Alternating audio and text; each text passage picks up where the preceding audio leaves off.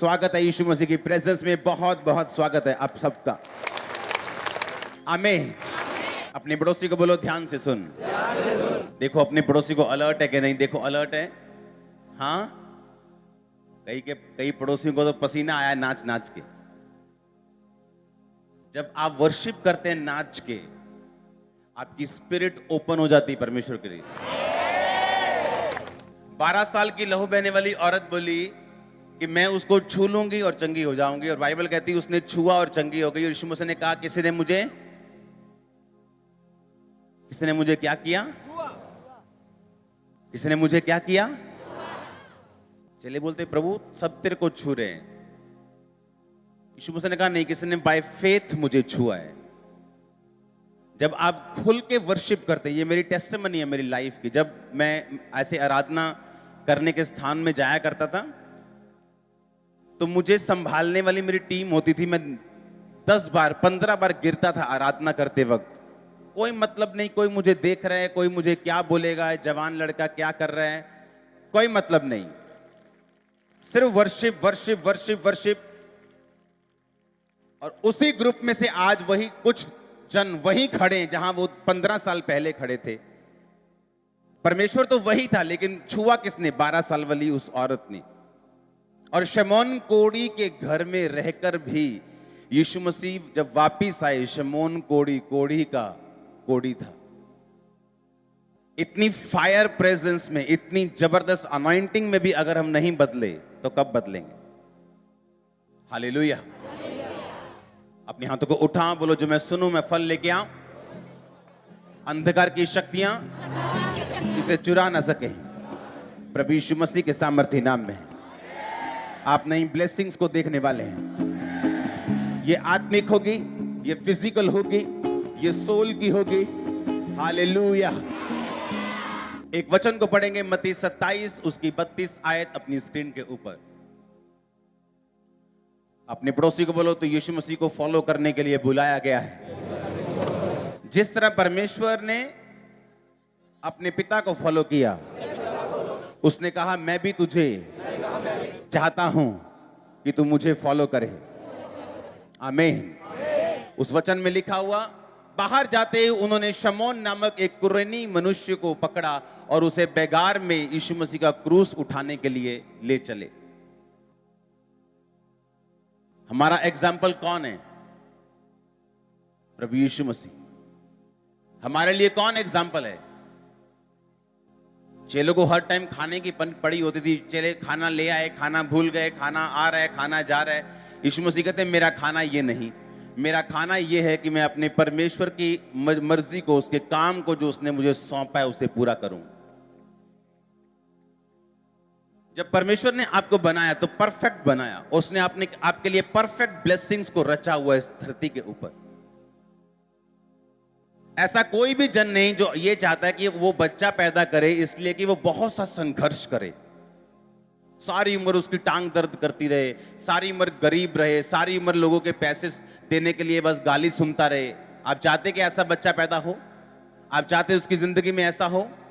एक इंसान, बाइबल कहती, बुरा होकर भी अपने बच्चों को अगर भली वस्तुएं देना जानता है तो तुम्हारा स्वर्गीय पिता तुम्हें भली वस्तुएं क्यों ना देगा? आमीन।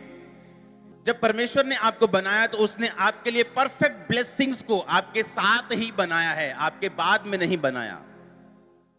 आदम जब परमेश्वर का कार्य कर रहा था उस वाटिका में, तो बाइबल कहती परमेश्वर ने आदम को देखा और परमेश्वर ने आदम को बोला कि आदम का अकेला रहना ठीक नहीं, मैं इसको एक सहायक दूंगा जो इसके साथ मेल खाए। और बाइबल कहती परमेश्वर ने आदम को पकड़ा, उसे गहरी नींद में सुलाया और उसकी पसली में से पसली निकालकर उसकी जगह मांस भरा और हवा को पैदा किया। आमीन। और वो किस में से निकाली गई थी? परमेश्वर ने ये नहीं कहा ओहो यार ये तो मैं भूल ही गया, चलो फिर से मिट्टी गूंदते हैं, फिर से उसमें जीवन का सांस फूंकते हैं और बोलते हैं आदम मैं भूल गया था, ये ले तेरे लिए परफेक्ट ब्लेसिंग। बाइबल कहती परमेश्वर ने सारी ब्लेसिंग जो आदम को चाहिए थी उसके अंदर से निकाली। परमेश्वर को मालूम था कि आदम को फ्यूचर में क्या चाहिए और उसने सब कुछ आदम के अंदर डाल दिया था। आप कोई भी फल खाते हैं, वो फल बाहर से नहीं आता, बल्कि उस बीज के अंदर से निकलता है जिसको आप धरती पे डालते हैं। हाँ या ना? परमेश्वर ने उस बीज को ताकत दी है कि वो फल को पैदा कर सके। और उसी तरह परमेश्वर ने जब आपको बनाया तो इस इच्छा से और इस मेंटालिटी से और इस सोच से बनाया कि जब परमेश्वर ने आपको बनाया, आपने नहीं, मैं फिर आपको बोल रहा हूं, जब भी आप वचन सुने आप भूल जाए कि यहां लाखों लोग बैठे हैं, यहां वो सुन रहे हैं, वो सुन रहे हैं। आप सोचो कि मैं सिर्फ आपसे बात कर रहा हूं। और मैं आपको ये कह रहा हूं, जब परमेश्वर ने आपको बनाया, सिर्फ आपको, तो उसने आपके लिए परफेक्ट ब्लेसिंग्स को उसी वक्त बना दिया जब परमेश्वर ने आपको बनाया। अब आप कहेंगे अगर परमेश्वर ने ऐसा बनाया तो दुनिया दुखी क्यों है? अगर परमेश्वर ने मेरे लिए परफेक्ट ब्लेसिंग्स को बनाया है तो मेरी लाइफ में वो क्यों नहीं?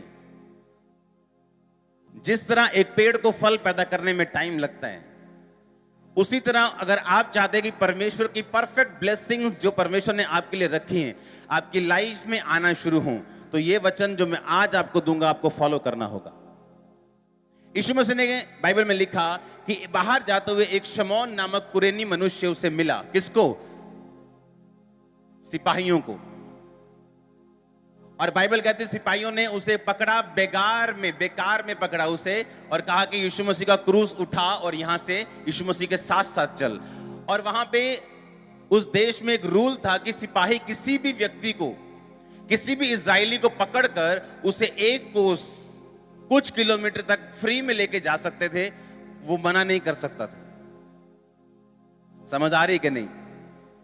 कि रोमी सिपाही किसी को भी पकड़ सकते थे, चल भाई मेरा थैला फाड़ में सब्जियां था, चल ये ले पकड़ मेरा ये गेहूं का मन, एक चल सिर पे रख, चल मेरे साथ।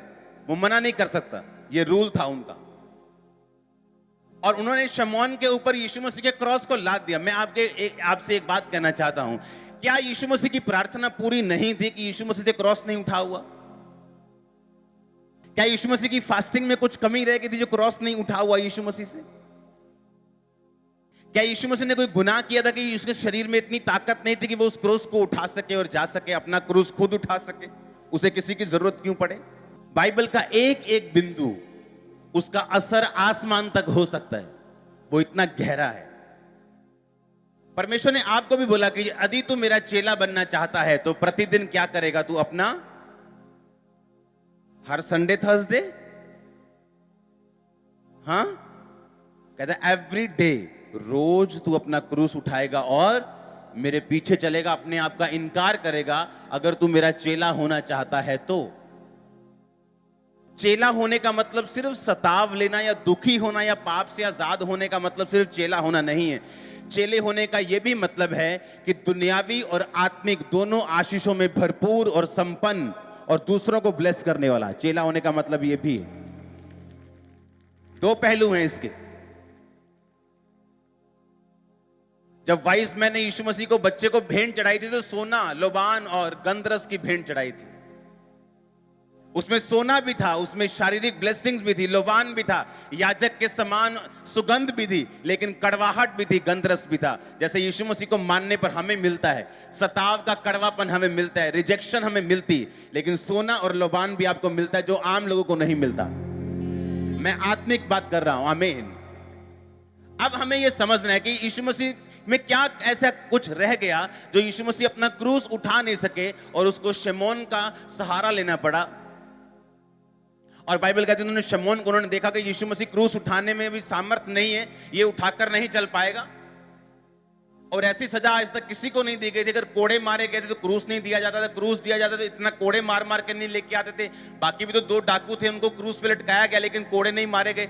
लेकिन यीशु मसीह को इतना सताया गया कि अब उन्होंने देख लिया कि ये क्रूस उठाकर नहीं चल सकता। और रास्ते में शमौन कुरेनी आ रहा था, ओए इधर चल क्रूस उठा चल, और वो मना करेगा तो लॉ के अगेंस्ट है। उसने क्रूस उठाया और वो चल पड़ा।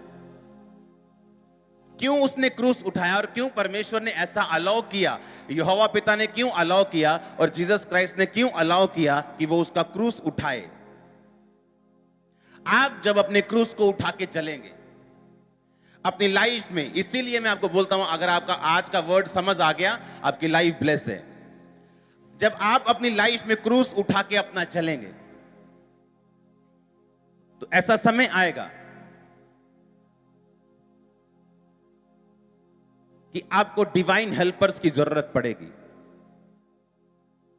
आपकी चाहे प्रार्थना 12 घंटे की क्यों नहीं, आपकी फास्टिंग चाहे 40 हर साल आप 40 रोजा रखते हैं, आप हर महीने टाइट देते हैं, आप पवित्रताई में हैं, आप प्रार्थना में हैं, आप परमेश्वर के पास क्लोज होकर उसके करीब होकर चलते हैं, फिर भी आपको डिवाइन हेल्पर्स की जरूरत है उस डेस्टिनी को, उस बुलाहट को पूरा करने के लिए जो परमेश्वर ने आपको दी है। जब आप अपनी बुलाहट को पूरा कर लेंगे, जिस तरह यीशु मसीह ने अपनी बुलाहट को पूरा किया, क्रूस से अगर नहीं उठाया गया तो कोई और उठा के लास्ट तक क्रूस पे चढ़ाए गए, मारे गए, गाड़े गए, तीसरे दिन मुर्दों में से जी उठे, स्वर्ग पहुंचे, पिता के दाहिने हाथ बैठे, आज हमें और मुझे आपको देख रहे हैं। बाइबल कहती, उसने कहा कि जैसे पिता ने मुझे महिमा दी, मैं तुम्हें महिमा दूंगा। अब जीसस क्राइस्ट जिसको आज दुनिया की तीसरी आबादी, हर दुनिया का तीसरा इंसान यीशु मसीह को मानता है, आज इसलिए मानता है कि वो अपनी असाइनमेंट को, अपने होमवर्क को, अपनी डेस्टिनी को, अपनी बुलाहट को वो पूरा कर सके। जब आप अपनी बुलाहट को पूरा करते हैं तो आप अपने आसपास, जब अपने परिवार को, अपने फाइनेंस को, अपनी लाइफ को देखेंगे, एक भी चीज कमी नहीं होगी और परमेश्वर आपको बहुतायत से ब्लेस, आपको मालूम होगा कि उसने आपको बहुतायत से ब्लेस किया है और आप एक संपूर्ण आदमी, संपूर्ण औरत हैं। लेकिन उस डेस्टिनी को पूरा करने के लिए आपको डिवाइन हेल्पर्स की जरूरत पड़ेगी। इसलिए प्रभु यीशु मसीह ने शमौन कुरेनी को यह अलाउ किया कि ये उसने खुद आज्ञा दी कि वो उसका क्रूस उठा सके, ताकि आपकी लाइफ में आपको मालूम हो कि आपकी लाइफ में भी ऐसा समय आएगा जब आपकी लाइफ में डिवाइन हेल्पर्स एंटर करेंगे। अगर हम दाऊद की जिंदगी को देखें, दाऊद की जिंदगी में पहला शमूएल 30 उसकी 8 से 17, दूसरा शमूएल 17 उसकी 5 से 7, पहला शमूएल 18 उसकी 3 आयत। अगर हम तीनों इंसिडेंट्स में देखें, जो हम एक एक करके अभी पढ़ेंगे, तो आपको यह मालूम होगा कि दाऊद की जिंदगी में जब वो परमेश्वर की उस असाइनमेंट को, उस बुलाहट को पूरा कर रहा था, तो परमेश्वर ने अलग अलग समय के ऊपर उसको ईश्वरीय मददगार दिए हैं, जिन्होंने दाऊद को अपनी बुलाहट को पूरा करने में साथ दिया है। मैं आपको पता क्यों कह रहा हूं, पता है मैं क्यों बोल रहा हूं आपको, आपको हेल्पर्स चाहिए। इस वचन को पढ़ेंगे सबसे पहले, पहला शमूएल 18 उसकी 3 आयत सबसे पहले पढ़ेंगे। तब योनातान ने दाऊद से वाचा बांधी, क्योंकि वह उसको अपने प्राण के समान प्यार करता था। अपने हाथों को उठाओ, परमेश्वर को बोलो, परमेश्वर मेरी जिंदगी में डिवाइन हेल्पर्स को रिलीज कर, ईश्वरीय मददगारों को भेज, मैं अपनी असाइनमेंट, अपने होमवर्क को पूरा कर सकूं और आशीषित हो सकूं, प्रभु यीशु मसीह के नाम में। आप जानते हैं, आपको, आप में से एक भी जन ऐसा नहीं है जिसके लिए होमवर्क नहीं है। पता है कि नहीं? पता है कि नहीं? हर बंदे को होमवर्क मिला है स्वर्ग से, और जब वो होमवर्क आप पूरा करते हैं, आपकी लाइफ की सारी ब्लेसिंग्स जो आपके लिए बनी हैं आपके अंदर से निकलना शुरू होती हैं। जब तक आप उस असाइनमेंट को, उस होमवर्क को नहीं समझते, तब तक आप अपनी लाइफ में, अपने फाइनेंस में, अपने शरीर में, अपने परिवार में आप संघर्ष करते हैं। एक भी जन ऐसा नहीं है जिसको होमवर्क नहीं मिला, जिसको डिवाइन असाइनमेंट, जिसको परमेश्वर ने एक बुलाहट नहीं दी। हर एक बंदे की बुलाहट अलग अलग है, और आपकी ब्लेसिंग उस बुलाहट को पूरा करने के अंदर है, बाहर नहीं। समझ आ रही इतनी बात? और परमेश्वर आपको अलाउ करता है कि जब आप उस अपने होमवर्क को पूरा कर रहे होंगे, तो आप अपनी ताकत से भी नहीं, अपनी प्रार्थना से भी कई बार नहीं, बल्कि आपको डिवाइन हेल्पर्स की भी जरूरत पड़ेगी, ताकि आपको अपनी धार्मिकता के ऊपर भरोसा ना हो, बल्कि आपको मालूम हो कि जो कुछ मेरी जिंदगी में कर रहा है वो परमेश्वर कर रहा है। मैं हूं तो प्रार्थना में, हूं तो फास्टिंग में, हूं तो मैं परमेश्वर की पवित्रताई में, लेकिन परमेश्वर मेरी जिंदगी में काम कर रहा है। ये डिवाइन हेल्पर्स उसका एक नतीजा है। आप मेरी बात समझ रहे कि नहीं? आपका होमवर्क है, आपको परमेश्वर ने एक काम दिया है। मैं इंडिया के बाहर था इस हफ्ते में, अब आज आया हूं वापिस। जब मैं आज आया वापिस, तो एक एयरपोर्ट पे हमें एक जन मिला। जब मैं जा रहा था तो वो हमें मिला और हमें बताने लगा कि हमारे लिए प्रार्थना करना, हमारी लाइफ में ये प्रॉब्लम है, मेरी फैमिली में ये प्रॉब्लम है। ओके, ठीक है, प्रार्थना करेंगे, कोई बात नहीं। जब हम वापिस आए इंडिया, तो वही जन हमें फिर मिला। और हमारा हम हैंड वो लगेज लेके नहीं जाते, साथ में हैंड बैग ही होता है, लेकिन हैंड बैग भारे हो गए तो हमको जमा कराने पड़े। और हम जब उसे निकलवा रहे थे तो हम एक ऑफिसर के वहीं पास बैठे थे, और वही एक एम्प्लॉय आया और ऑफिसर को उसके रिलीजन के हिसाब से, उसके धर्म के हिसाब से उसने ग्रीटिंग दी। जय मसीह की नहीं बोला, उसके हिसाब से बोला कुछ, ओके। और मेरी वाइफ देख रही है, और उसने, मेरी वाइफ ने मुझे बताया, और हम हैरान हो रहे हैं कि अगर उसे यही नहीं मालूम कि उसका होमवर्क क्या है, तो इसीलिए वो अपनी फैमिली में संघर्ष कर रहा है या कर रही है। आप मेरी बात समझ रहे हैं? अब उसका होमवर्क क्या है कि वो जिस जगह पे है उस जगह के ऊपर वो परमेश्वर की महिमा करेगी,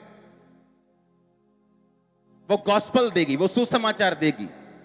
लेकिन अगर उसी के मुंह से कुछ ऐसा निकल रहा है जो उसके फेथ पर, विश्वास पर नहीं है, तो इसका मतलब उसने अपने होमवर्क को त्याग दिया है। यीशु मसीह ने कहा, जी उठ के, यीशु मसीह ने कहा, जाओ मेरे चेलों और पतरस से कहो मैं जी उठाऊं। मेरे चेलों और पतरस से। पतरस अब चेला नहीं था परमेश्वर का, मालूम क्यों? उसने खुद कहा था कि लानो तो जो इसको जानता हो। मैं तो नहीं जानता इनू ना भाजी, मैं तो वेख्या तक नहीं कदी। और जब यीशु मसीह उठे तो यीशु मसीह ने भी कहा कि तूने ही कहा था मैं तुझे जानता नहीं, मैं भी तुझे नहीं जानता, तू भी मेरा चेला नहीं, तू पतरस है आज से, चेला नहीं। मेरे भाइयों, मेरे चेलों से कहो और पतरस से कहो कि मैं जी उठाऊं। जिस दिन आप परमेश्वर के लिए स्टैंड लेने में गलती कर देंगे, उसी दिन शैतान आपकी जिंदगी में घुस के काम करेगा। आपको यह बात मालूम होनी चाहिए, जैसे एड्स में भी आता ना, डर के आगे जीत है। आपको मालूम होना चाहिए कि मुझे एक होमवर्क मिला है, मेरे बच्चे की ब्लेसिंग, मेरे परिवार की ब्लेसिंग, मेरी सेहत की ब्लेसिंग, मेरे फाइनेंस की ब्लेसिंग उस होमवर्क के पीछे छुपी है। जब मैं होमवर्क पूरा कर लूंगा तो सारी ब्लेसिंग अपने आप मेरे जीवन में आ जाएगी। लेकिन जब होमवर्क तो समझ आ नहीं रही, हम अभी भी चर्च को एक ऐसा स्थान लेके जा रहे हैं जहां पर मेला लगता है, जाके माथा टेकेंगे और जो बैठा है गद्दी पे उसको बोलेंगे प्रार्थना करो जी सब कुछ ठीक हो जाए। अभी तक हम उस मेंटालिटी से तो निकले नहीं। अभी तक हम क्रिश्चियन तो बने नहीं स्पिरिट में। जो क्रिश्चियन है नए नियम के मुताबिक, अगर आप नया नियम पढ़ेंगे तो नए नियम में प्रॉफिट्स का भी इतना रोल नहीं है, आत्मा से चले हुए लोगों का रोल है। आत्मा अब गाइड करता है लोगों को। पुराना समय नहीं है, अब प्रॉफिट्स का समय नहीं है। अब प्रोफेटिक गिफ्ट काम करता है चर्च में, लेकिन अब बाइबल कहती तुम आत्मा की अगुवाई के साथ चलोगे, ना कि भविष्यवाणी जो तुम्हारे जीवन पे एक हुई उसके अनुसार कि यहोवा यों कहता है, यहोवा यों कहता है। अब वो नहीं टाइम। अब रोज तुम्हें अपना क्रूस उठाना है, रोज अपनी असाइनमेंट को, अपने होमवर्क को समझना है कि जहां मैं हूं मेरा एक होमवर्क है, जहां मैं काम करता हूं, जहां मैं जॉब करता हूं, जहां मैं बिजनेस करता हूं, जहां मैं पढ़ने जाता हूं, जहां मैं पढ़ने जाती हूं, जहां मैं काम करने जाता हूं, वहां एक होमवर्क है। चाहे वो आपका बॉस हो, आपको डर लगता हो, आप अपने होमवर्क से मुड़ नहीं सकते, क्योंकि आपको अपने हेवनली बॉस को भी जवाब देना है। अगर उस बॉस ने ब्लेसिंग रोक दी तो चल जाएगा थोड़े दिन संघर्ष, अगर उस बॉस ने ब्लेसिंग रोक दी तो फिर कुछ नहीं हो पाएगा। अगर होमवर्क नहीं समझे तो क्या होगा फिर? हालेलुया। बाइबल कहती दाऊद जब परमेश्वर के साथ चला, तो मैं आपको कैसे परमेश्वर फेवर करता है मालूम? फिर जब आप होमवर्क को पूरा करते हैं ना, बड़ा मुश्किल है होमवर्क को समझना और उसको पूरा करना। लड़कियां की गवाही देती कि जिस मॉल में मैं काम करती थी, वहां एक लड़के ने मुझे ऑफर दी मेरे साथ फ्रेंडशिप कर लो। मैंने बोला कि मैं तो पहले से ही जीसस के साथ मेरी फ्रेंडशिप है, मैं तो पहले ही प्रभु की हूं, हम फ्रेंडशिप नहीं करते, हम परमेश्वर के हैं। वो क्या होता है? चर्च में आए, वो बंदा भी बच गया, वो बहन बना ली उसने, वो भी बच गई, वो पहले से बची हुई थी। ये होमवर्क है। लेकिन उसके साथ फ्रेंडशिप को कबूल करना और पाप में गिरना अपने होमवर्क का इनकार करने वाली बात है। और फिर जब होमवर्क आप मना कर देंगे, आप अपनी बुलाहट को मना कर देंगे, फिर आप जीसस के सामने हाथ फैलाकर नहीं बोल सकते मुझे ब्लेस कर, क्योंकि ब्लेसिंग आपके अंदर से निकलनी है। वो अंदर से तभी निकलेगी जब आप परमेश्वर के सामने समर्पित होंगे। तो आप मेरी बात समझ रहे कि नहीं? क्यों आज विश्वासी संघर्ष कर रहे हैं? क्यों वो स्ट्रगल कर रहे हैं? वो स्ट्रगल इसी बात में लगा रहता है, पाप कर लिया, पाप छोड़ दिया। पास्टर्स भी ऐसे ही हैं। कलीसिया में ही किसी से पाप कर लिया, पाप छोड़ दिया, प्रभु ने मुझसे कहा है, फलाने ने मुझसे ऐसा बोल लिया। क्या कंफ्यूजन पैदा की हुई इन लोगों ने। यीशु मसीह ने सीधी बात बोली, अगर तू मेरे कामों को देखना चाहता है तो बिना पवित्रता ही कोई कदापि प्रभु को नहीं देख सकता। बिना पवित्रता ही कोई नहीं देख सकता, जितने मर्जी बहाने लगा लो। हालेलुया। अब अगर मुझे यह मालूम हो गया कि मेरी ब्लेसिंग मेरे होमवर्क के पीछे, आप हाउसवाइफ हैं, आपके लिए भी होमवर्क है, आप जवान हैं आपके लिए भी है, आप बुजुर्ग हैं आपके लिए भी है। हालेलुया। आप बुजुर्ग हैं लेकिन अपने घर की लड़ाई का कारण बन गए हैं। आप तंग करना चाहते हैं अपने बच्चों को, पोतों को प्रॉपर्टी के मामले में, आप अपनी होमवर्क को पूरा नहीं कर रहे हैं। हर बंदा फंसा हुआ किसी ना किसी चक्कर में, और शैतान ने उसे फंसाया हुआ है कि मैं इसको फंसा के रखूंगा ताकि इसके अंदर से जो परमेश्वर ने इसको देना है वो ब्लॉक रहे हमेशा। ये घर में पाइप तो बड़ी अच्छी डाली है, पर प्लम्बर थोड़ा सा बोरी उथे फंसा के बेचारा चला गया। हाँ, वो बोरी निकालनी पड़ेगी आपको, वो पाप की बोरी, वो जेलसी की बोरी, वो गंदगी की बोरी, वो नफरत की बोरी निकालनी पड़ेगी अगर फ्लो चाहिए तो। सब कुछ ठीक है, सब कुछ लगा हुआ है, चर्च भी आते हैं, प्रार्थना भी सुनते हैं, आमीन भी बड़ा सबसे ऊंचा बोलते हैं, लेकिन उसके आगे क्या? अब हमें चर्च आने का जो असल मकसद है, अपने होमवर्क को समझना, उसको पूरा करना है। अब अपने होमवर्क को पूरा करेंगे, आपके जैसा दूसरा कोई नहीं होगा। आप एक यूनिक होंगे, आपकी ब्लेसिंग यूनिक होगी। आपके जैसी ब्लेसिंग किसी के पास नहीं होगी, आपके जैसा मसा किसी के पास नहीं होगा, आपके जैसा अभिषेक, आपके जैसी ब्लेसिंग किसी के पास नहीं होगी। ओ आमीन, ऊंचा चाहिए चर्च। अब मुझे ये समझ आ गई कि मेरे पास एक होमवर्क है, और उस होमवर्क को पूरा करने के लिए परमेश्वर आपको ऐसे हेल्पर्स देगा जो आप डिजर्व नहीं करते होंगे, लेकिन आपके पास होंगे यीशु मसीह के नाम। आपको मालूम योनातान कौन था? शाऊल का बेटा। शाऊल के बाद राजा बनने के लिए वो सबसे प्रथम कैंडिडेट था। उसे मालूम था कि जब मेरा बाप मरेगा तो मैं राजा बनूंगा। उसे मालूम था कि मेरे बाप से परमेश्वर का आत्मा उठ चुका है, अगला मैं हूं। अगर मैं परमेश्वर यहोवा को पुकारूंगा तो मैं कैंडिडेट हूं, मैं बनूंगा राजा। लेकिन बाइबल कहती है वो दाऊद से अपने प्राण से भी अधिक प्यार करता था, और उसने दाऊद को पता क्या बोला कि मेरे बाप के बाद तू गद्दी पे बैठेगा। ये कोई आम गद्दी नहीं है प्रधानगी कि थोड़ा बहुत पैसा मिल जाएगा। नहीं नहीं, ये मैं राजे की गद्दी की बात कर रहा हूं। राजा की गद्दी पीएम की गद्दी से भी ऊपर होती, मालूम? पीएम कानून के साथ बंधा हुआ है, प्राइम मिनिस्टर कानून के साथ बंधा हुआ है, राजा कानून के साथ बंधा। राजा कानून बनाता है। राजा चाहे तो लाखों करोड़ रुपया अपने लिए ले सकता है, उसे कोई रोक नहीं सकता। और वो क्या बोल रहा है कि खरबों रुपए की गद्दी उसने कहा परमेश्वर तुझे देगा। डिवाइन हेल्पर्स इसे बोलते हैं। वो बिना किसी लालच के फिर आपके साथ हो जाएंगे, और जब तक आपका होमवर्क, आपका काम, आपकी असाइनमेंट पूरी नहीं होगी, आपको वो छोड़ेंगे नहीं। और आप बोलेंगे मैंने ऐसा क्या किया है कि परमेश्वर मुझे ऐसे लोग दिए हैं जो अपना स्वार्थ, अपना काम नहीं देखते, वो सिर्फ परमेश्वर का काम देख रहे हैं, या उस असाइनमेंट को देख रहे हैं जो चर्च ने उनको दी है। क्योंकि बाइबल कहती है अगर आप परमेश्वर के होमवर्क को पूरा करेंगे तो परमेश्वर आपको ऐसे हेल्पर देगा जो आपकी सोच और समझ से परे हैं, और वो रिलीज होंगे यीशु मसीह के नाम में। हालेलुया। वो डिवाइन हेल्पर्स देगा आपको।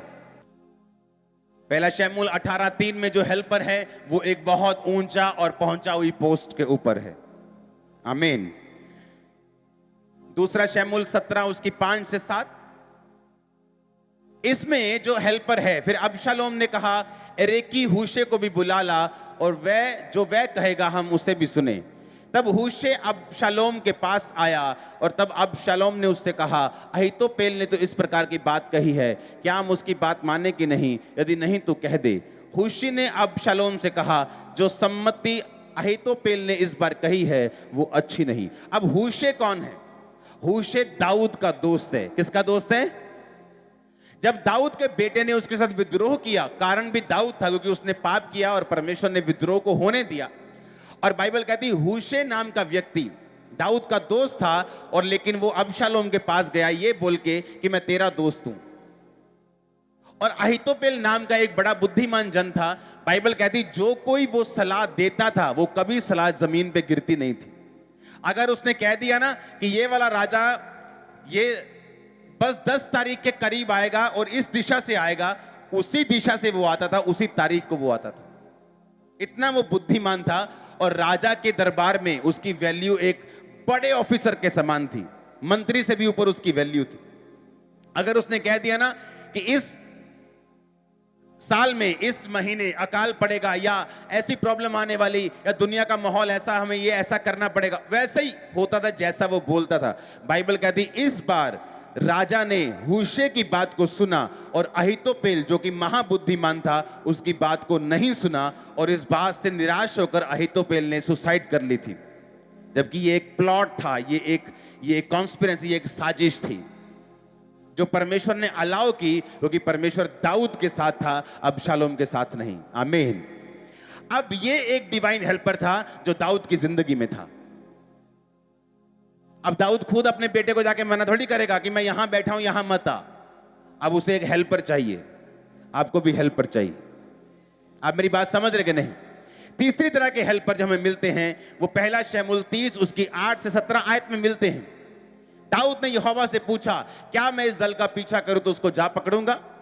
ये उस समय की बात है जब दाऊद सिकलग के राजे के साथ लड़ने के लिए गया और अपने बीवी बच्चों को पीछे छोड़ गया, और पीछे से लोग आए और उसके सारे बीवी बच्चों को उठा के लेके गए, सब लोगों के, और उसकी बस्ती को आग लगाकर फूंक गए। और सारे लोगों ने यह सोचा कि हम दाऊद को पत्थर मार मार के मार देंगे क्योंकि इसकी वजह से हमारे बीवी बच्चे को लोग उठा के ले गए। दाऊद इतना चिंता में पड़ा और बाइबल कहती है उसने परमेश्वर का वचन का स्मरण करके हियाव बांधा, और उसने तब भी प्रार्थना की परमेश्वर के सामने। वो दुखी नहीं हुआ, उसने ये नहीं कहा प्रभु मेरे साथ ऐसा कैसे हो गया, मैं तेरा जन हूं, मैं तो जा रहा हूं पीछा करने उनका, तू मेरे साथ है तो मेरे साथ चलना और सब कुछ छुड़ा के वापस लेके आना। दाऊद अभी भी जानता था कि मैं परमेश्वर की असाइनमेंट में हूं, मैं परमेश्वर के होमवर्क को पूरा कर रहा हूं, तो परमेश्वर के लिए मैं कुछ भी करने और सहने के लिए तैयार हूं। अगर ये परमेश्वर की मर्जी है तो भी मैं हां करने के लिए तैयार हूं। तो उसने क्या कहा? उसने कहा 8 आयत में कि परमेश्वर क्या मैं उनका पीछा करूं तो मैं उनको पकड़ लूंगा? तब उसने कहा, यानी यहोवा ने कहा पीछा कर, तू निश्चय उनको पकड़ेगा और निस्संदेह सब कुछ छुड़ा लाएगा। तब दाऊद अपने 600 साथी जनों को लेकर बसोर नामक नाले तक पहुंचा और वहां कुछ लोग छोड़े जाकर रह गए। दाऊद और 400 पुरुष समेत पीछा करने के लिए चला गया, परंतु 200 ऐसे थक गए थे जो बसोर नाले के पार न जा सके, वहीं रहे।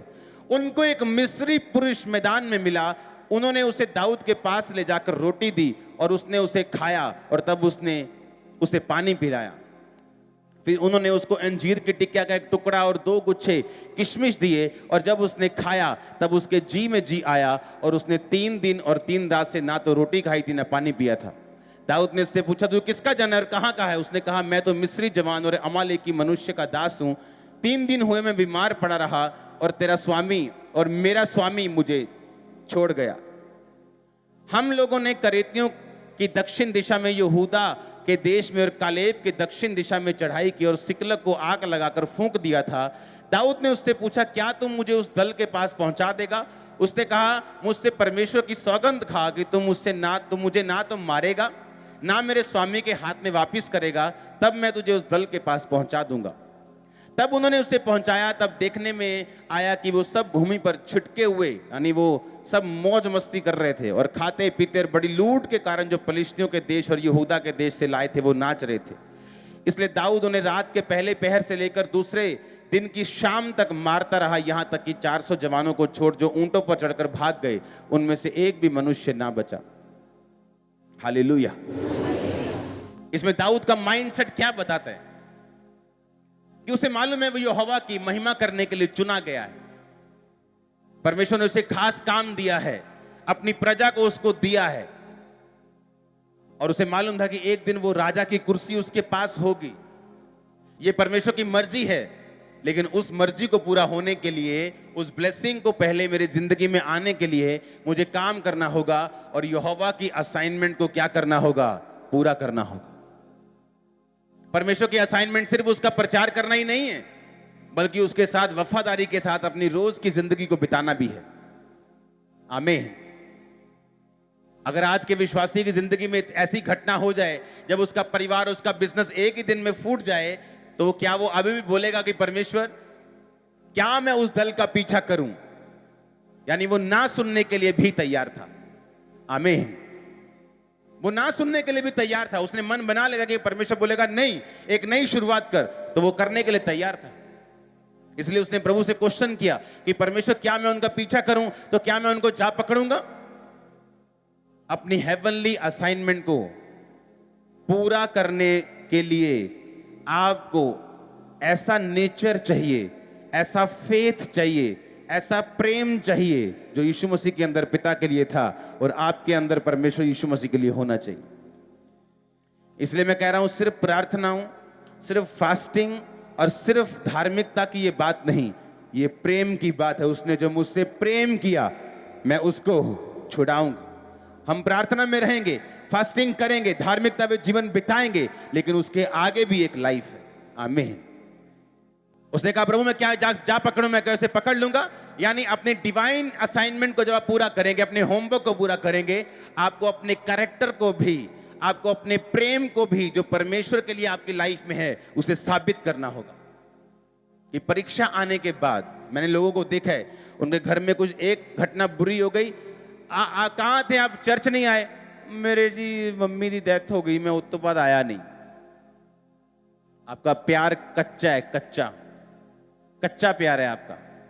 इसीलिए तो सभी लोग असाइनमेंट पूरी नहीं कर पाते ना, सब लोग कामयाब नहीं हो पाते, सब लोग सेवा कंटिन्यू नहीं कर पाते, सब लोग विश्वासी की जिंदगी कंटिन्यू नहीं कर पाते, क्योंकि जो जगह परमेश्वर आपको लेके जाना चाहता है वो ब्लेसिंग से भरी हुई है, लेकिन आपको धीरज रखना होगा, अपने प्रेम को प्रूफ करना होगा और आपको उसके आगे देखना होगा कि आगे क्या है।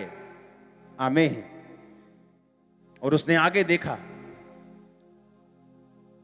बीवी बच्चे चले गए, सब कुछ खत्म हो गया, मालूम नहीं क्या होगा। और एक बंदा मिलता है, मिस्री, बीमार व्यक्ति एक मिलता है, उसे उठाते हैं, उसे खाना खिलाते हैं, उसे पानी पिलाते हैं, उसे अंजीर की टिक्कियां खिलाते हैं, फर्स्ट क्लास 5 स्टार उसे रोटी देते हैं, उसको हील करते हैं। इसलिए नहीं कि उसको कुछ बता सके, अभी भी इतनी कड़वाहट, इतना ज्यादा होने के बावजूद भी दाऊद कड़वा नहीं हुआ अभी तक। हालेलुया। कि सब कुछ दाऊद में बुरा, दाऊद की लाइफ में बुरा हो रहा है। अगर आज चर्च आते वक्त अगर पंचर हो गया ना, स्कूटर पंचर हो गया, तो रास्ते में आते तो हट जाए यार, ओ हट जा, पंचर हो गया यार। पंचर कड़वा कर देता आपको। छोटी सी कुछ हो गया घर में, वो आपको कड़वा कर देते हैं। और दाऊद अब तक मीठा है, कह रहा है भाई साहब ये लो खाना, ये पीना, ये अंजीर की टिक्किया। कौन हो यार तुम?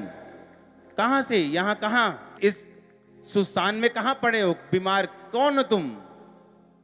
और उसने बताया कि मैं एक मिस्री हूं, मुझे वो लोग छोड़ गए। कौन लोग?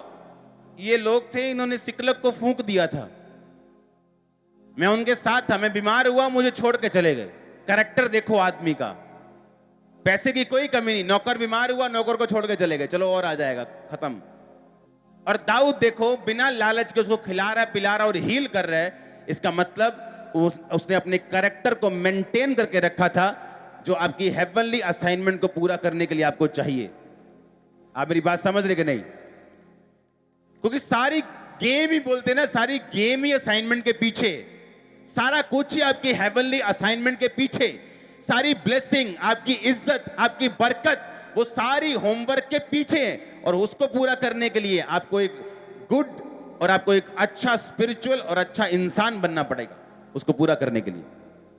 आप देखते दाऊद की लाइफ में हेल्पर्स आए। इमेजिन करो आप यहां से तरन तारन जा रहे हैं, मालूम नहीं आप कौन से, अब पहले कौन सा रोड्स या जीपीएस होते थे या गूगल भाई बोलता था कि भाई साहब इधर थोड़ा ट्रैफिक है, इधर से हो जाओ। कुछ नहीं था ऐसा, बस जा रहे हैं, 400 बंदे जा रहे हैं। देखो 400 बंदे वही गए हैं जहां वो एक बंदा बीमार बैठा है। इमेजिन करो। और इमेजिन करो, मैं तो बोलता हूं वो बुखार भी प्रभु ने चढ़ाया उसको, किसको बुखार चढ़े, इसका बेवकूफ मालिक इसे यहीं छोड़ जाए और ये दाऊद को मिले और फिर पकड़वा दे उनको सबको। मेरी बात समझ रहे कि नहीं? आप जब परमेश्वर में सही होते हैं ना, परमेश्वर ऐसे आइडियाज, ऐसे कनेक्शंस आपकी लाइफ में बनाता है, आप हैरान होंगे कि हो क्या रहा है आपकी लाइफ में। वो आपको इन्फ्लुएंस वाले लोग भी देगा, जिनका दुनिया में इन्फ्लुएंस है एक डिवाइन हेल्पर के रूप में। वो आपको छोटे लोग भी देगा जो आपकी हेल्प कर सकते हैं, ऐसी जो बड़े नहीं कर सकते। वो आपको हर तरह के लोग देगा, जो किसी पोजीशन पे बैठे हैं वो भी देगा, जो नीचे हैं वो भी देगा, जो बीच में वो भी देगा। आप हैरान होंगे और आप इस बात को बड़े ध्यान से रिकॉग्नाइज और पहचान लेंगे कि मेरी लाइफ में परमेश्वर का बड़ा हाथ है, क्योंकि परमेश्वर अपने हेल्पर्स को, अपने मददगारों को मेरी जिंदगी में भेज रहे हैं। लेकिन हमारा ध्यान मददगारों के ऊपर नहीं होना चाहिए। हमें थैंकफुल होना चाहिए, लेकिन हमें यह मालूम होना चाहिए कि हमें मददगार खुद ढूंढने नहीं है, परमेश्वर भेजेगा। अब ये नहीं मददगार ढूंढते पैसे मांगने लग जाओगे, भाई साहब मेरे मददगार बन जाओ। उसने भीख मांगने के लिए आपको नहीं बुलाया। हालेलुया। अब मुझे मालूम, दाऊद को मालूम, देखो दाऊद की जिंदगी में योनाथन के जैसा एक राजे का बेटा, उससे अपने प्राण से अधिक प्यार करने वाला उसको हेल्पर मिला। एक मिस्री बंदा मिला, नौकर, बीमार नौकर। उसने कहा मैं पहुंचाता हूं तुमको, लेकिन मुझसे वायदा कर, तो मेरे मालिक के हाथ में मुझे वापस नहीं करेगा और मेरी जान से तू मुझे मारेगा नहीं। उसने कहा ठीक है मैं वायदा करता हूं। पहले खिलाया, पहले पिलाया, बिना किसी कंडीशन के। और जब बात में से बात निकली तो कहता मैं उसी ग्रुप का हिस्सा हूं जिसने तेरी पत्नी और बच्चों को उठा लिया है। हालेलुया। कनेक्शन बनाएगा परमेश्वर आपके। वो छुपे रहेंगे, वो ढके रहेंगे, वो कभी आपकी लाइफ में नहीं आएंगे जब तक आप उस असाइनमेंट को पूरा करने के लिए अपने कैरेक्टर से, अपने प्रेम से, अपनी प्रार्थना से परमेश्वर को साबित नहीं कर देंगे कि आप अपने होमवर्क के लिए सीरियस हैं और आप उसको पूरा करना चाहते हैं। जो व्यक्ति पाप में है वो होमवर्क से बाहर है, वो होमवर्क को पूरा नहीं कर रहे, वो बहुत दूर हैं, बहुत दूर हैं। आप चर्च में आएंगे, प्रभु आपसे प्यार करेगा, माफ करेगा, लेकिन अभी तक आप एलिजिबल नहीं हैं कि आप उस रास्ते पे चल सकें जो आपके होमवर्क का रास्ता है। और वो एक ही है, वो टेढ़ा मेढ़ा नहीं है, कहीं और से होके नहीं जाता, वो एक ही रास्ता है, उसी को फॉलो करना है और वही ब्लेसिंग्स है। उसके मार्ग में उत्तम पदार्थ पाए जाते हैं, लेकिन उसका मार्ग तंग है और संकर है और थोड़े उसे पाते हैं। आप उन थोड़ों में होंगे, आपका परिवार उन थोड़ों में होगा। आमीन। ऊंचा चाहिए चर्च। तब आप हैरान होंगे कि परमेश्वर किस तरह लोगों को, जो कुछ मायने रखते हैं उनको, ऐसे लोग जो आपकी लाइफ को इन्फ्लुएंस कर सकते हैं, ऐसे बड़े लोग जो आपकी लाइफ को ब्लेस कर सकते हैं, ऐसे लोग जो छोटे हैं लेकिन आपकी लाइफ में ऐसी बड़ी हेल्प कर सकते हैं, वो अलग अलग तरह के लोगों को आपकी लाइफ में भेजेगा। और आपको मालूम होगा कि ये सिर्फ मेरा ही काम नहीं, या मैं अपनी ताकत से नहीं चल सकता, मुझे भी यीशु मसीह की तरह परमेश्वर शिमोन भेजेगा जो इस क्रूस को उठा के साथ चलेगा। तो आपको मालूम होगा ना बल से ना शक्ति से, बल्कि उसकी आत्मा के द्वारा। आपको मालूम होगा कि मुझे जिस तरह आपको मेरी जरूरत है, मुझे आपकी जरूरत है। आप मेरी ताकत हैं, मैं आपकी ताकत हूं। आमीन। मैं अकेले में कुछ नहीं, आप अकेले में कुछ नहीं। आमीन। इसलिए परमेश्वर ने डिवाइन हेल्पर्स को अरेंज किया है ताकि वो हमारी लाइफ में आए। लेकिन वो किन की लाइफ में आएंगे? जो परमेश्वर के साथ एक मन है, जो मन बना चुका है उसे फॉलो करने का। कोई ठोकर जिसको हिला नहीं सकती, कोई नेगेटिविटी हिला नहीं सकती, कोई एक घटना, कोई दुर्घटना उस व्यक्ति के विश्वास को हिला नहीं सकती। जो सीधा चलना चाहता है, कहीं से भी शुरुआत करना चाहता है, उसे कोई मतलब नहीं उसकी लाइफ में पास्ट में क्या हुआ, जो आगे देखना चाहते हैं। आप अगर उनमें हैं, अगर आप अपनी असाइनमेंट को पूरा करने के लिए तैयार हैं, होमवर्क को पूरा करने के लिए तैयार हैं, आपको ऐसे लोग मिलेंगे, आपकी आईज ओपन कर देंगे, आपको ऐसे हेल्पर मिलेंगे। सिर्फ अमीर नहीं, सिर्फ गरीब नहीं, वो कोई भी हो सकता है। दाऊद की लाइफ में ऐसा हेल्पर जिसके पास रोटी तक नहीं, जो बीमार है, जो खुद अपनी हेल्प नहीं कर सकता, वो भी एक हेल्पर बन गया उसका। दाऊद ने इतने बंदों को मारा, अगले दिन कहता है शाम तक वो मारता रहा, उनकी भी लूट वापस लेके आया, सब कुछ वापस लेके आया उस डिवाइन हेल्पर के कारण। एक छोटा सा हेल्पर जिसको उसने हेल्प की। अपने कैरेक्टर को नहीं छोड़ना। दुख आए, मुसीबत आए, लोगों ने आपके साथ जैसा मर्जी बिहेव किया हो, कभी भी अपने स्वभाव से बाहर आकर उनसे डील मत करना। जलंधर में जब मीटिंग, आज से बहुत साल पहले एक मीटिंग रखी गई थी और वो कैंसिल कर दी थी उस एरिया के लड़कों ने इकट्ठे होके, तब बहुत कम क्रिश्चियंस होते थे, कैंसिल कर दी, ये होने नहीं देंगे, होने नहीं देंगे, होने नहीं देंगे। और वह व्यक्ति एमएलए की पोस्ट के लिए खड़ा हुआ और उसने चर्च में मैसेज भेजा कि मैं मिलना चाहता हूं। जब मैं उससे मिला तो उसने कहा, मैं बहुत बार आने की ट्राई कर रहा था, लेकिन मुझे ऐसा लग रहा था कि आप मुझे पीटेंगे, आप सब लोग मुझे पीट ना दे, कि आपके लोग मुझे पीटे ना, कि तुमने पापा का विरोध किया था, तेरे को बताते हैं अभी। मैंने कहा ऐसा नहीं, तूने मेरा विरोध किया, मैं तो कब का भूल गया, तू मेरा भाई है। उसको बिठाया, उसके साथ चाय पी, उसको वचन दिया, उसको दिल से बताया कि डोंट वरी, हम तुम्हारे साथ हैं, हम तुम्हारे लिए प्रार्थना करेंगे, आमीन। तो वो व्यक्ति जब सुन के गया, आज वो जलंधर का एमएलए।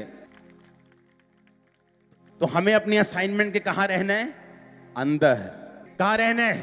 बोलो अपने पड़ोसी को, अपने होमवर्क को पूरा कर, बोलो आमीन। हर व्यक्ति, हर बंदा अपने होमवर्क को जानता है। ऐसा कोई नहीं जो अपने होमवर्क को नहीं जानता। अगर कोई सरकारी स्कूल का बच्चा है, वो भी जानता है मास्टर ने क्या काम दिया है। इंग्लिश स्कूल का उसे भी मालूम है कि मैडम ने क्या काम दी। हर बंदा अपने होमवर्क को जानता है। उसे पूरा करो, उसे पूरा करो। इस शरीर को काबू में लेके आओ, इमोशंस को काबू में लेके आओ, उस असाइनमेंट को पूरा करो। ग्रेटनेस आपका इंतजार कर रही है। मैंने कहा ग्रेटनेस आपका इंतजार कर रही है, यीशु मसीह के नाम में। हालेलुया। आप फिर देखेंगे क्या होता है। और ये आराम से चलने वाली लाइन है। जब दाऊद के सिकलग को मार के फूंका गया, तो दाऊद उस समय जवान हो चुका था, मालूम। जब उसको मसा किया गया था, उसके चेहरे से बाइबल कहती लाली झलकती थी, बिल्कुल बच्चा था वो जब उसको मसा किया गया था। मसा किया गया था राजा होने के लिए। अब जवान हो गया, जब राजा बनने का समय नजदीक आ रहा था, तो अब एक नई मुसीबत आ गई कि परिवार ही खत्म हो गया सारा। शैतान बोला ले कर ले तू अपनी असाइनमेंट पूरी। अब बता यीशु मसीह भला है कि नहीं, यहोवा भला है कि नहीं। शैतान आपको चैलेंजेस देगा, आपको चुनौतियां देगा, आपको सवाल देगा, आपको क्वेश्चंस देगा। अगर आपने ऊपर नहीं आए वचन से, तो आप वहीं रह जाएंगे। इसलिए परमेश्वर ने कहा कि तुम्हारा युद्ध मांस और लहू से नहीं, शैतान से, अंधकार की शक्तियों से, हाकिमों से, उनकी सेनाओं से जो आसमान में रहती उनसे है।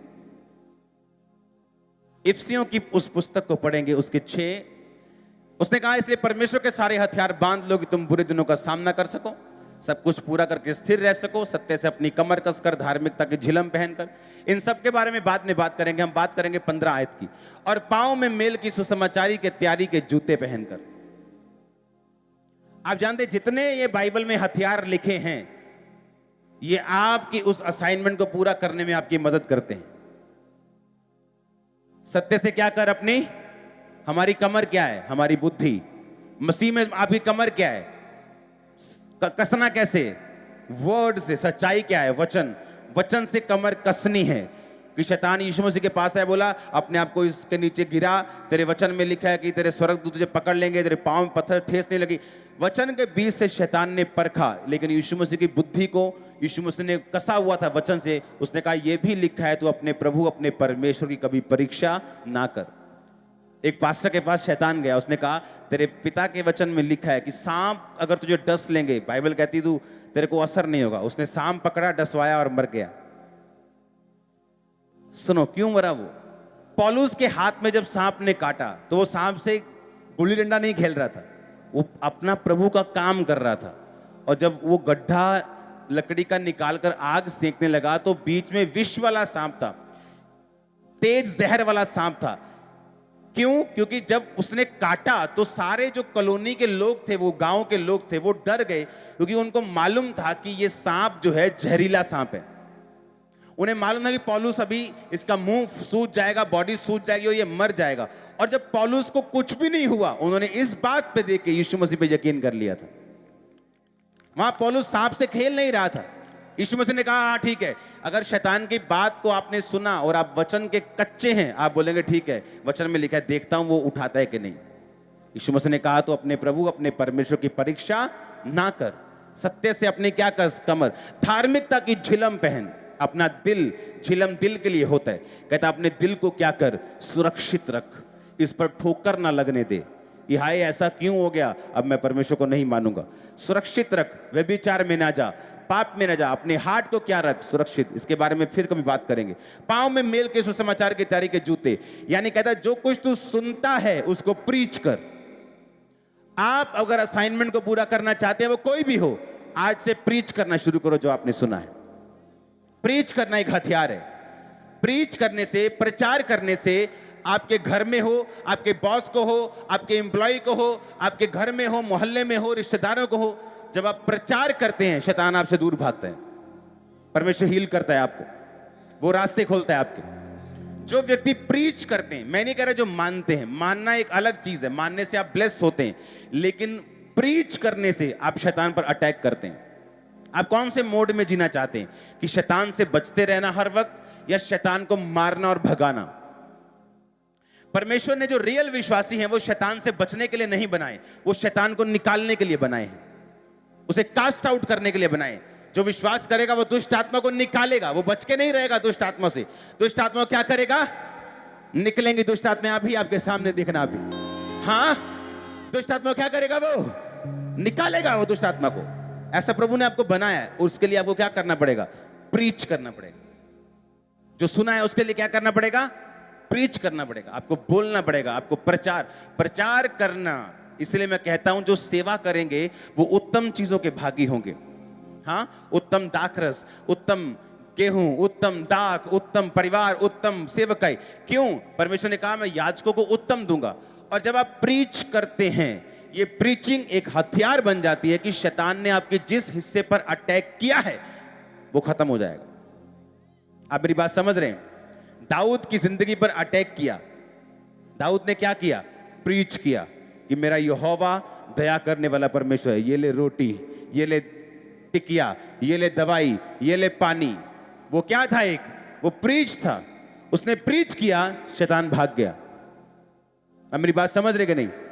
प्रीचिंग करना एक हथियार है, ये एक भला काम नहीं है जो हर क्रिश्चियन को करना है क्योंकि वो प्रभु से बड़ा प्यार करता है, ये भी ठीक है, लेकिन प्रीचिंग करना एक हथियार है, एक वेपन है। फिर से पढ़ेंगे आयत को। परमेश्वर के सारे हथियार, इसका मतलब किन की बात कर रहा है? वो हथियारों की बात कर रहा है। किन की बात कर रहा है? वो हथियारों की बात कर रहे हो। बाइबल को अपने दिमाग में भरना एक हथियार है। धार्मिकता की झिलम पहना, अपने आप को सुरक्षित रखना हथियार है। पांव में मेल की तैयारी के सुसमाचार के जूते पहनना एक हथियार है। मेक श्योर आप प्रचार करते हो। मैं बिजनेसमैन था तब भी प्रचार करता था। दुकानदार हमारे उधार लेके जाते थे सामान हमसे, जब उनसे पैसे लेने जाते थे तो तब भी प्रीच करते थे, भाई साहब चाय पी लो। नहीं, मेरी फास्टिंग है। वो क्या होती है? पूरी कहानी सुनानी वो क्या होती, जानबूझ प्रीच करने का बहाना ढूंढना, कैसे करूं, किस तरह से प्रीच करूं, क्योंकि प्रीच करना एक हथियार है। अगर आप इस हथियार को यूज करेंगे, शैतान आपके पांव के नीचे होगा, वो जूती के समान होगा। आमीन हो चाहिए ब्लेसिंग आपकी है चर्च। हालेलुया। अपने पड़ोसी को बोलो प्रीच कर, बोलो प्रचार कर। आमीन। खुल के प्रचार कर और भगा शैतान को। और परमेश्वर डिवाइन हेल्पर्स देगा, मददगार देगा, तेरे रास्तों को ओपन करेगा। आमीन हो जा। Hallelujah, hallelujah, hallelujah. आप मेरी बात समझ रहे कि नहीं? जीवित वचन आपको चेंज कर देगा। आमीन। आप एक असाइनमेंट के नीचे हैं, होमवर्क के नीचे हैं, उसे पूरा करो। वो डिवाइन हेल्पर्स देगा। वो छोटे होंगे, वो बड़े होंगे, वो मीडियम होंगे, वो ऊंचे लेवल के होंगे, वो नीचे लेवल के होंगे, लेकिन सब मिलकर आपकी हेल्प करने पाएंगे। आपके लाइफ के डिवाइन हेल्पर्स बन जाएंगे, असाइनमेंट्स को पूरा करने पाएंगे। हालेलुया। कई बार एक स्कूल में जब आप एडमिशन लेने जाते हैं ना, कोई काम बड़े से बड़ा मंत्री नहीं कर पाता जो स्कूल का पीएन कर देता है। मालूम? कि वह मंत्री फोन करते, स्कूल वाले मना करते, नहीं देंगे एडमिशन। आपको नहीं मालूम कौन बड़ा या कौन छोटा। हालेलुया। आपको यह मालूम होना चाहिए कि परमेश्वर भेजेगा और वो पक्का भेजेगा। एक भी ऐसा नहीं जिसने होमवर्क पूरा किया हो और परमेश्वर ने उसे हेल्पर्स न दिए। एक भी ऐसा नहीं। सबके हिसाब से मिलेंगे, अलग अलग मिलेंगे, वंडरफुल मिलेंगे, ब्लेस्ड मिलेंगे। एक बात ध्यान रखना, हेल्पर्स उसी की लाइफ में आते हैं जो परमेश्वर की महिमा के लिए काम कर रहे हैं। बस दैट्स इट। जो प्रभु की असाइनमेंट को, होमवर्क को समझता है कि मेरा क्या है और मैंने उस हिसाब से चलना है। अपने हाथों को उठाओ, थैंक यू जीसस। उठाओ उठाओ अपने हाथों को, हिलाओ अपने हाथों को। हमारे YouTube चैनल को सब्सक्राइब करें ताकि आप परमेश्वर के गहरे वेदों को जान सकें कि कैसे आप परमेश्वर में बढ़ सकते हैं, कैसे आप दुष्ट आत्माओं से, नशों से, बीमारियों से और वंशों के श्रापों से आजाद हो सकते हैं।